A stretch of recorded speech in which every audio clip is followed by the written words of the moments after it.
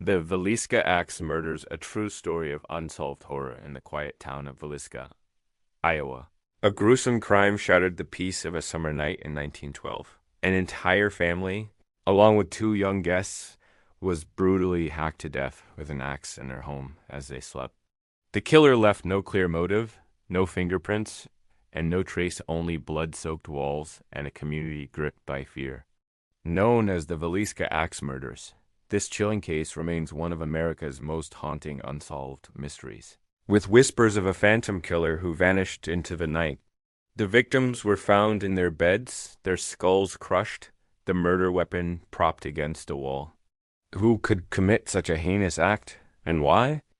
More than a century later, the house still stands, and some say the spirits of the slain linger, crying out for justice that never came.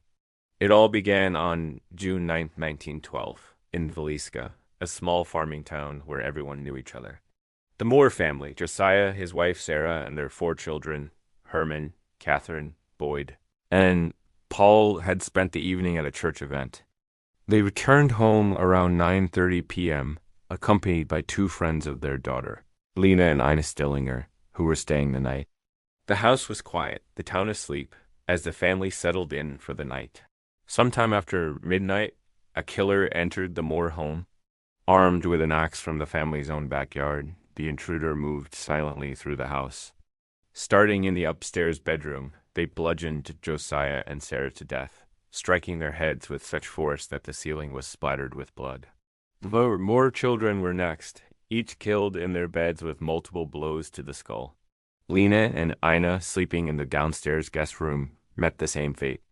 The attack was swift, methodical, and merciless, leaving all 8 victims unrecognizable. When morning came, a neighbor noticed the Moore house was unusually still.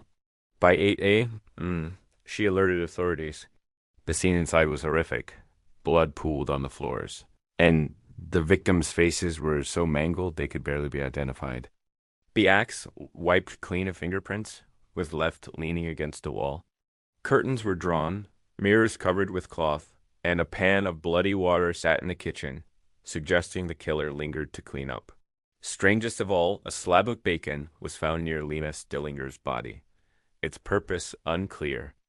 The town of Villisca descended into panic.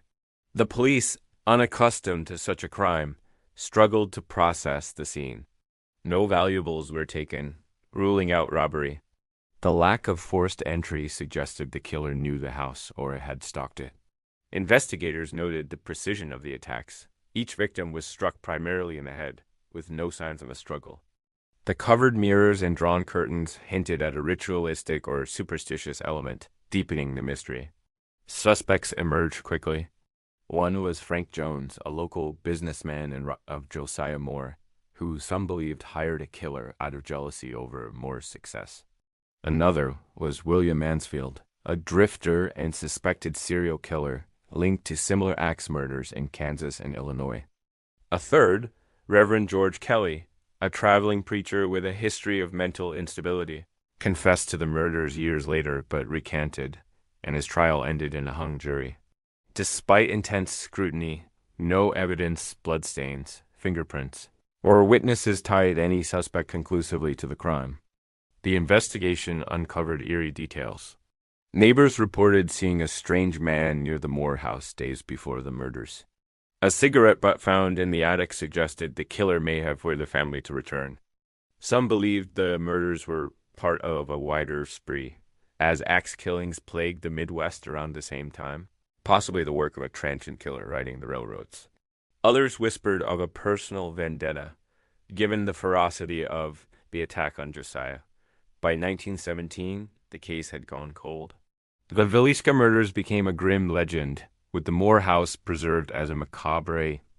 Visitors reported strange occurrences, disembodied voices, flickering lights, and feelings of dread. Paranormal investigators claim the house is haunted, with the spirits of the victims trapped in their final moments. Whether ghostly or not, the tragedy left a permanent scar on Villisca, a town that never fully recovered its sense of safety. Today, the Villisca Axe murders remain unsolved, with at least 8 victims and no justice served. The house at 508 East 2nd Street stands as a silent witness, its walls holding secrets no one has unlocked. Was it a vengeful rival, a deranged drifter, or a killer whose motives defy understanding? The axemen of Villisca slipped away, leaving only blood and questions in their wake. If you enjoyed this video, follow me, like, share, and subscribe for more content like this. Thank you.